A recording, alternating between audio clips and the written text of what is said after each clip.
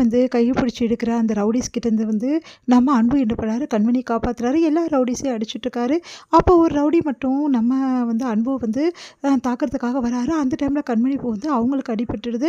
அதனால துடிச்சு போகிறாரு அன்பு. என்னாச்சு கண்மணி, ஏன்டி இப்படிலாம் பண்ண, நடுவில் நீ ஏன்டி வந்த அப்படின்னு சொன்னோன்னே, இல்லைங்க உங்களுக்கு அப்படின்னு சொல்லிட்டு சொல்ல வராங்க. உடனே எல்லாரும் வந்துட்டு பார்த்துட்டு வந்து இந்த மாதிரி கண்மணிக்கு வந்து அடிபட்டிருக்கு, முதல்ல வந்து ஹாஸ்பிட்டலுக்கு போகணும் அப்படின்னு சொல்லிட்டு அவங்க அண்ணன் சொல்கிறாரு.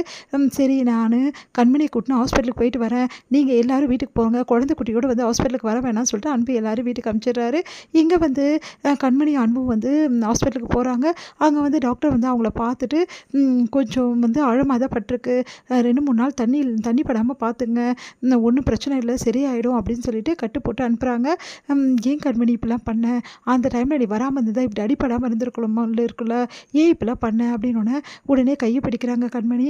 இல்லைங்க உங்களுக்காக நான் என்ன வேணாலும் செய்வேன், அந்த ஆள் வந்து உங்களை வந்து ஏதாவது பண்ணிட்டு தான் என்னங்க பண்ணுறது, பாரு உன் கை தானே அடிபட்டிருக்கு, ஏன் கண்மணி இப்படி பண்ணுற, நான் உங்களுக்காக என்ன வேணாலும் செய்வேன் அப்படின்னு சொல்லிட்டு அப்படியே சொல்லும்போது அன்புக்கு ஒன்றுமே புரியல. அப்படியே கண்மணி பார்க்குறாரு, கண்ணையே பார்க்குறாரு. அன்போட கண்களே வந்து கண்மணி பார்க்குறாங்க. 2 பேரும் ஒருத்தர் தன்னை அறியாமல் அப்படியே பார்க்குறாங்க. அப்படியே கொஞ்ச நேரம் அப்படியே இருக்காங்க. அடுத்து வந்து சார் அப்படின்னும்போது கண்ணை திறந்து 2 பேருமே பார்க்குறாங்க என்ன நடக்குதுன்னு சொல்லிட்டு. சார் இந்த ப்ரிஸ்கிரிப்ஷனை விட்டுட்டு போயிட்டீங்க அப்படின்னு சொல்லிட்டு அங்கே நர்ஸ் கொடுக்குறாங்க. ஓகேங்க அப்படின்னு சொல்லிட்டு எடுத்துகிட்டு வராங்க. எங்கள் கண்மணி நீ பார்த்து உட்காரு, பத்திரமா உட்காருன்னு சொல்லிட்டு பத்திரப்படுத்தி கூட்டிகிட்டு வராரு. இங்கே வர்ற வேலை கண்மணி வந்து அப்படியே தூங்கி போகிறாங்க. அன்போட வந்து அந்த மேலேயே சாஞ்சு அப்படியே வந்து பார்க்குறாரு கண்மணியை.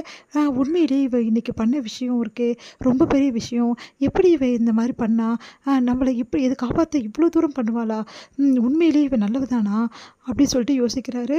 அடுத்து வந்து வீட்டுக்கு கூட்டின்னு வராரு. வீட்டுக்கு கூட்டின்னு வந்தோடனே பதறி போகிறாங்க சிவகாமி, ஓடி வராங்க.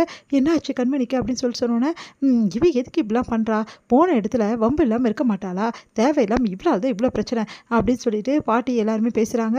உடனே வந்து போட்டு கொடுத்துட்ருக்காங்க. எப்பவும் போல் மயூரியும் வந்து இன்னொரு லேடி 2 பேருமே சேர்ந்து போட்டு கொடுத்துட்ருக்காங்க.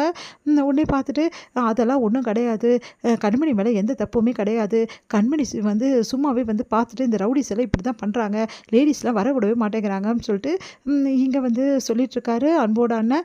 அதை பார்த்துட்டு வந்து ஆமாம் கண்மணி மேலே எந்த தப்புமே இல்லை அப்படின்னு சொல்லிட்டு அன்போடு சொல்கிறாரு. இதை கேட்டு கண்மணி சந்தோஷப்படுறாங்க. சரி இப்போ இப்படி வலது கையில் வேறு அடிபட்டிருக்கு, கண்மணி என்ன பண்ணுவா, ரொம்ப கஷ்டம் அப்படின்னு சொல்லிட்டு எல்லாருமே சொல்லிகிட்ருக்காங்க.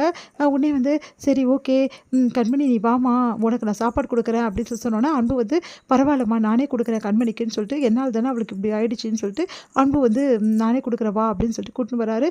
கண்மணியால் வந்து சாப்பாடை ஸ்பூனால் எடுத்து சாப்பிட முடியல. உடனே அன்பு வந்து சரி சரி நானே ஊட்டி விடுறேன் இரு அப்படின்னு சொல்லிட்டு ஸ்பூனால் எடுத்து ஊட்டி விடுறாரு. இவங்க 2 பேரும் பிரிக்கலாம் தான் நம்ம இவ்வளோ தூரம் போனோம், இந்த மாதிரி ஆயிடுச்சே அப்படின்னு சொல்லிட்டு டென்ஷன் ஆகிடுறாங்க. மயூரி பார்த்து பாட்டியும் வந்து இதெல்லாம் பார்க்கணும், என் தலையெழுத்து எழுதியிருக்கு அப்படின்னு சொல்லிட்டு பார்த்து டென்ஷன் ஆகிடுறாங்க.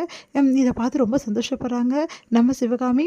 உடனே வந்து சரி வாங்க அப்படின்னு சொல்லிட்டு எல்லாருமே வந்து போய் தூங்க சொல்கிறாங்க. சரிடா கண்மணி பத்திரமா பார்த்துக்கடா, அவளுக்கு வந்து கையில் தண்ணி படக்கூடாதுன்னு டாக்டர் சொல்லியிருக்காங்களே, எதுவாக இருந்தாலும் என்னை கூப்பிட்றா, சரிம்மா நான் பார்த்துக்கிறேன் நீ வா கண்மணி அப்படின்னு சொல்லிட்டு உள்ளே வந்து கூட்டிகிட்டு போகிறாரு நம்ம அன்பு. கண்மணி வந்து பார்த்துட்டு அன்பு வந்து சொல்கிறாரு, நீ பண்ணது சரியே இல்லை, இந்த மாதிரிலாம் இதுக்கப்புறம் பண்ணாத புரியுதா அப்படி சொல்லிட்டு, சரி நீ படுத்துக்கோ அப்படி சொல்லிட்டு படுக்க வைக்கிறாரு. இங்கே கண்மணியை பார்த்துட்டு அப்படியே வந்து எல்லாமே பார்த்து கவனிக்கிறத பார்த்துட்டு கண்மணியால் தாங்கிக்க முடியல, ரொம்ப சந்தோஷப்படுறாங்க. அன்புவை பார்த்து